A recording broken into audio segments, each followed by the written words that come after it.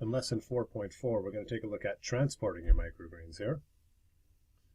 So there's a few different things to cover here, and some things you need to consider with transport. And I've seen this time and time again, not just with microgreens, but with other stuff, that I feel there's a lot of oversight in transporting things in a way that maintains product integrity.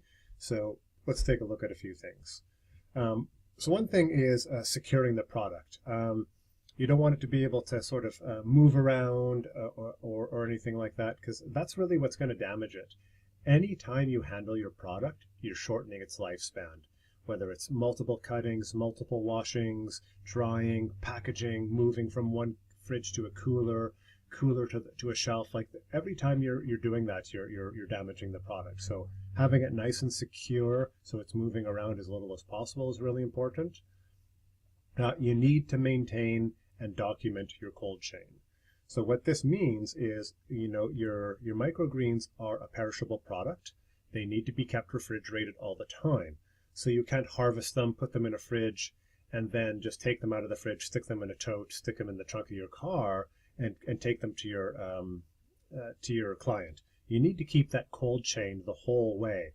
So with big distributors, this is a huge aspect of their business, where say in a reefer truck that's delivering produce or meat or dairy or something, they're taking regular temperature logs. They're making sure that things are always cold. It's not sitting out in a dock somewhere, ideally.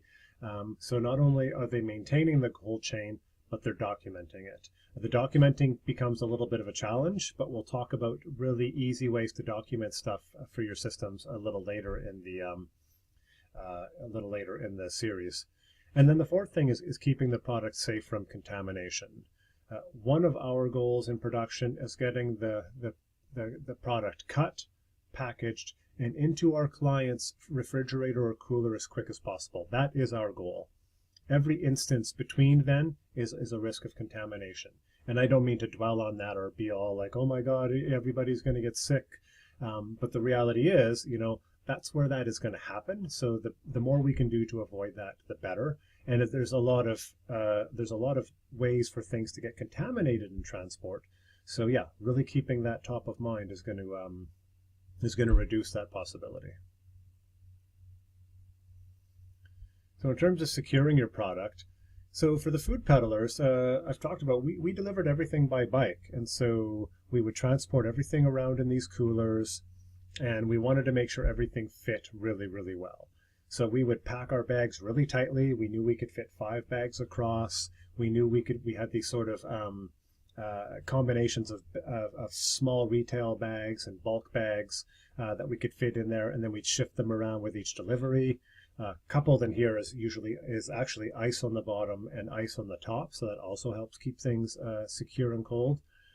So yeah, and we talked about this a little bit with our bulk packaging, like making sure things fit well.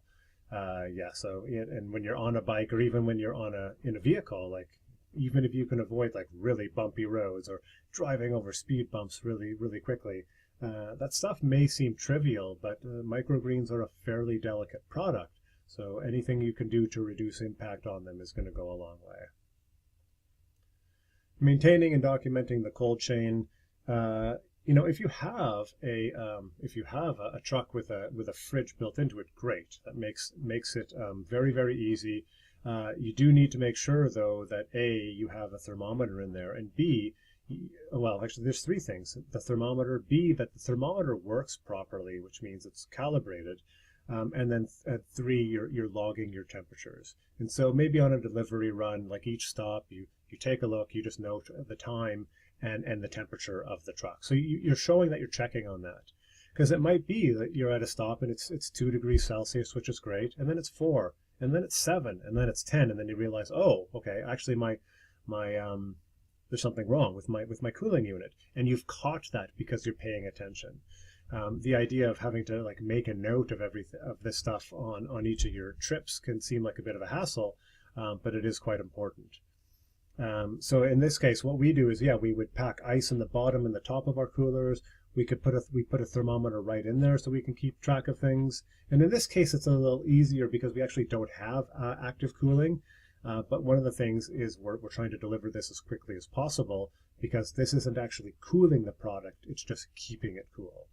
So your product should have gone into a fridge first to reduce its temperature, and then will go into a cooler like this for its deliveries. Once again, we'll talk about the documentation a little later in the series. And what we're doing is electronic documentation using simple forms in our phones. So that means you're not carrying around paper and pen and clipboards, and there's very little risk of losing that stuff as well. One of the things to think about if you're going to transport things around in coolers like this is ice is heavy, and the ice stays with it the whole time. So your weight maybe of microgreens might be reducing, but you still have lots of ice in there at the end. So the weight doesn't change that much. So if you're planning on cycling things around, keep this in mind. It's a good workout when you're full and when you're empty. So in terms of preventing contamination, in terms of packaging, if you've got your packaging, good packaging, and it's sealed, that's going to do a very, very good job. You don't want to be dropping stuff on the ground when you're unloading it, anything like that. You don't want to be, if you just see something odd, like something spraying somewhere or just anything like that, really avoid that stuff. Remember, you're growing and delivering food to the public, so there's a bit of responsibility with that when it comes to avoiding that contamination. So yeah, just kind of be mindful for that stuff when you're out doing deliveries. I think contamination in essence is pretty rare if you're well packaged, but it can happen.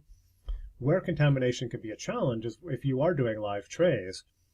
So what we did is we designed some trailers to help protect our product while we were out on the roads, and even these weren't perfect. This system closes up.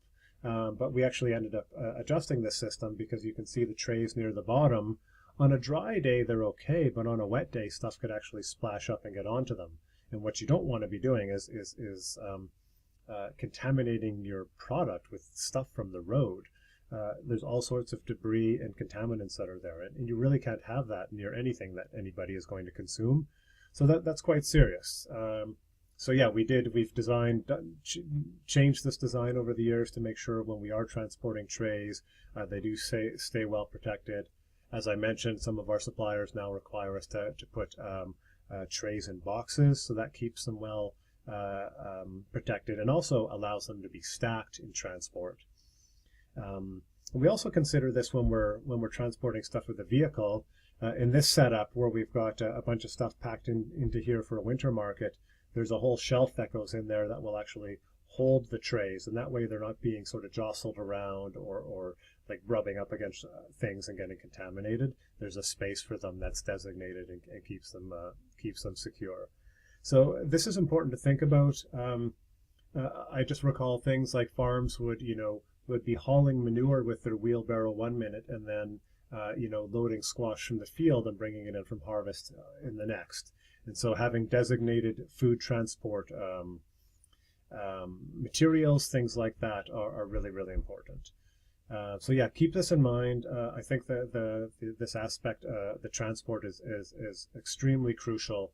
And yeah, it's a easy way for things to get contaminated. So keep that in mind, transport it well, and really try to avoid contamination along the way.